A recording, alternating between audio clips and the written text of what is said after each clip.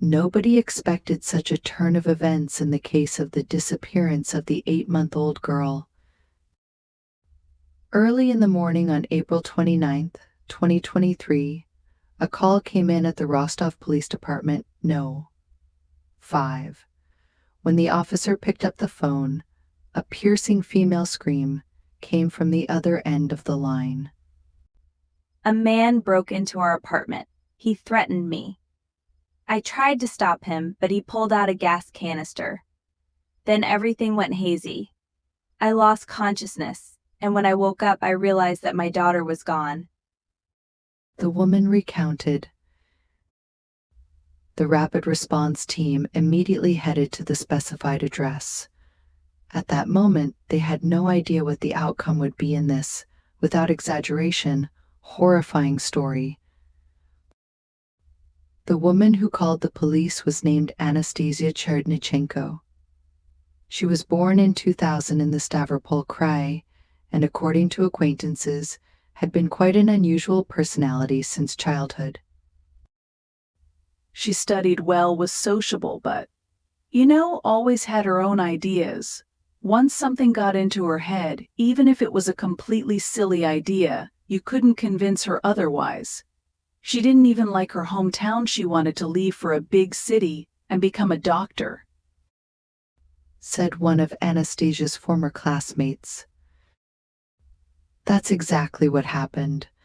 After finishing school, Anastasia moved to Rostov-on-Don and enrolled in Rostov State Medical University, specializing in pediatrics. In the early 2020s, Anastasia met Yakov Mayboroda. Despite the 10-year age difference, they started dating and later moved in together, renting an apartment in the center of Rostov. Yakov was born in the village of Alexeyevo-Lozovskoye in the Chertkovsky district. In his childhood and youth, he was passionate about sports and even wanted to make it his life's focus, but it didn't work out. As for his character, acquaintances described him as a determined and uncompromising person with quite ambitious goals. After graduating from university with a degree in management, Yakov got a job as a sales manager at a private company in Rostov. He excelled in his role, but a few years later, he decided to test his skills in a real estate agency. Eventually, he left there with the goal of starting his own buy and resell business. In early 2022, Yakov and Anastasia learned that they would have a child. Despite not planning to have children, the couple in a common-law marriage, as they hadn't officially registered their relationship, decided to go ahead with the pregnancy. When the deadline arrived, Anastasia, who had just transitioned to the final year at Rostimu, took an academic leave and gave birth to a healthy girl in September 2022. When Jacob arrived to pick up Anastasia and their daughter with a large bouquet of flowers, the family left the maternity ward in high spirits, seemingly destined for a long and happy life. However, alas, things soon took an unexpected turn. When Jacob's business failed to take off, the family faced financial difficulties. After considering their options, the couple decided that Anastasia would find a job and they would hire a nanny for their daughter. Just a few days after the baby was born, the young parents found a caregiver for the little girl, an elderly woman named Lyudmila. Initially, they agreed that the nanny would be with the baby on weekdays from 8 a.m. to 7 p.m., but the schedule changed significantly afterward. Lyudmila, the elderly caregiver, shared with journalists that she would visit Anastasia's family at all hours, sometimes as early as 5 or 6 in the morning and staying until 8 or 9 in the evening. She expressed concern about the strain on the young family without their own home. Anastasia mentioned that her mother lived in Stavropol, but she didn't inquire about Jacob's relatives, referring to him as a rather enigmatic father. If Lyudmila got along well with the little girl's mother, her relationship with the child's father didn't start off smoothly. The man consistently mistreated the nanny, looking down on her and addressing her with obvious disdain, even using phrases like, "Hey, servant. Call." When he had his own business, he could disappear for weeks, rarely staying at home. Every few days he would show up, interact with his daughter, argue with his wife, and then leave. Moreover, he was perpetually dissatisfied with something. He even called Child Protective Services to complain about his wife. In one of the early days of my work, he abruptly slammed the door and left, leaving Anastasia in tears.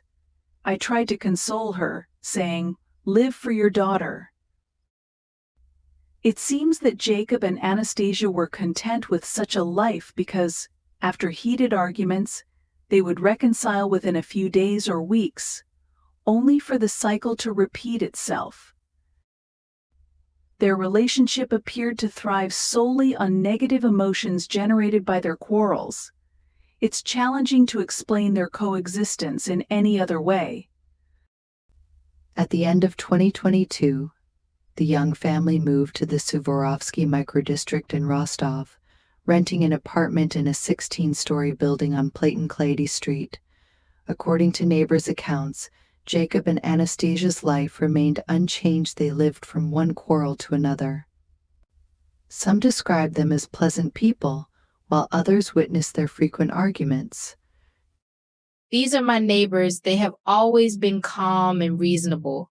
They used to greet each other. Now they talk about different things, fights, arguments, insults, but I haven't noticed anything like that. The father often took walks with the little girl after work, and the mother did too. They often met on the floor and on the street. If something had happened, all the neighbors on the floor would have heard the shouting and noise," said one of the family's neighbors. But in one apartment, the residents were peculiar. Anastasia and Yakov were too reclusive. They didn't interact with neighbors, and no one visited them except for the nanny. Overall, they kept themselves quite aloof from everyone.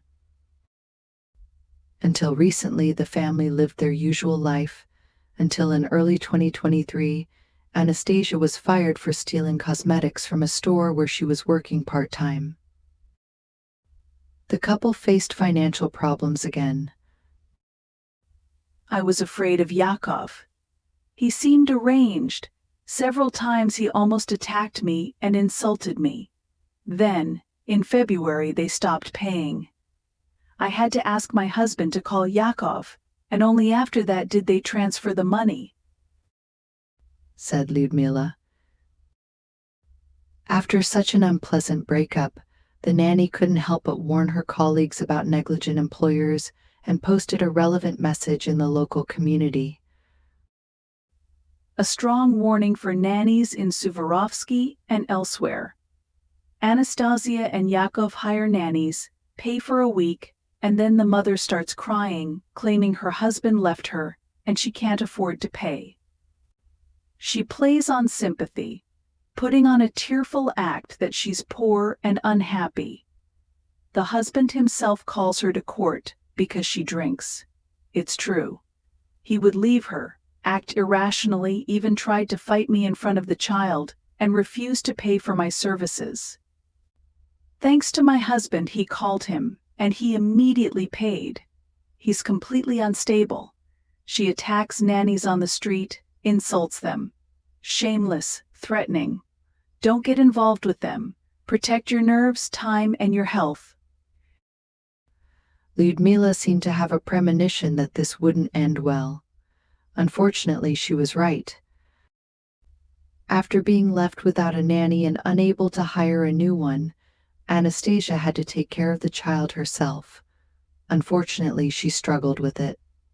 Since March 2023, neighbors of the young parents had to endure incessant crying from the child, interspersed with the couple's arguments.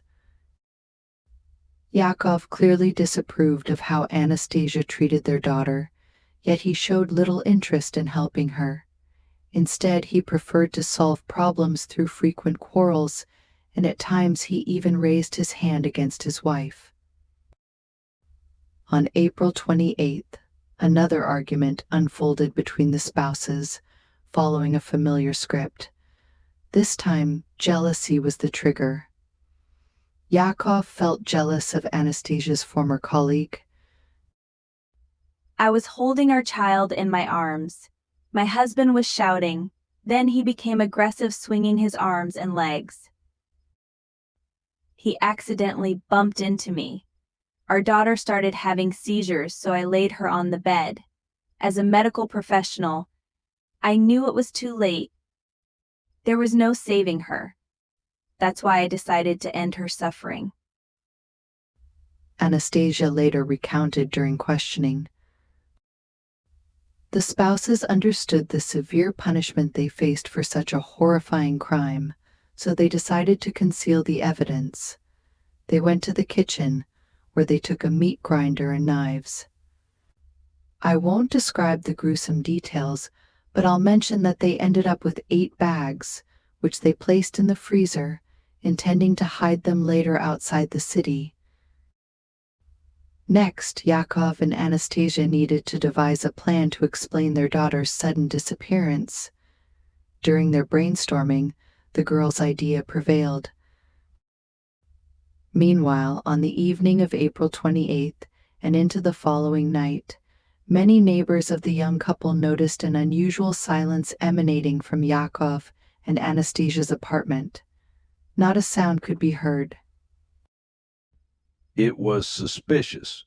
The child used to cry often. There were arguments, and sometimes things would make noise. But now, complete silence, said a neighbor who learned about the incident the next day. When law enforcement arrived at the apartment on Plato Cleiade Street on the morning of April 29th, Anastasia greeted them with a strange account. Early in the morning, someone rang the doorbell and I looked through the peephole. There was a man standing there. I thought it was my husband, so I let him in. He burst inside with a canister in his hand. He sprayed something, and then I lost consciousness. I only regained awareness about an hour later. The baby's crib was empty. I immediately called the police. Although Anastasia tried to appear agitated, she lacked the skill of a good actress. The police immediately noticed her feigned emotions. Operatives decided to search the apartment, and within 20 minutes, they discovered what Yakov and Anastasia had hidden in the freezer. The sight horrified even seasoned law enforcement officers.